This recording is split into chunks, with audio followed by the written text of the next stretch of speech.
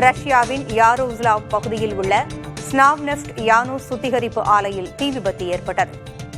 இது உக்ரைனின் ட்ரோன் தாக்குதலில் நிகழ்ந்த விபத்து அல்ல என்றும் தொழில்நுட்ப கோளாறுதான் இந்த விபத்திற்கு காரணம் என்றும் பிராந்திய ஆளுநர் மிகைல் எவ்ரேவ் விளக்கமளித்திருக்கிறார். தீயணைப்பு வீரர்கள் சுமார் 4 மணி நேர போராட்டத்திற்கு பிறகு தீயை முழுமையாக கட்டுக்குள் கொண்டு வந்தனர். ஆலையின் செயல்பாடுகள் மீண்டும் தொடங்கப்பட்டிருப்பதாகவும் ஸ்லாவ்நெஃப்ட் நிறுவனம் தெரிவித்துள்ளது.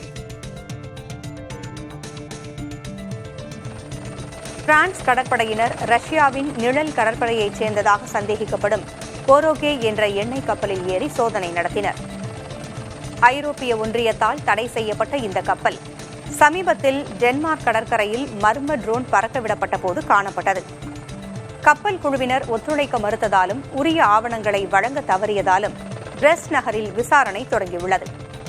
சுமார் 100 கப்பல்களை உள்ளடக்கியதாக நம்பப்படும் இந்த நிழல் கடற்படை ரஷ்யாவின் போர் நடவடிக்கைகளுக்கு பல பில்லியன் யூரோக்கள் நிதியளிப்பதாக அதிபர் இமானுவேல் மேக்ரான் குற்றஞ்சாட்டினார்.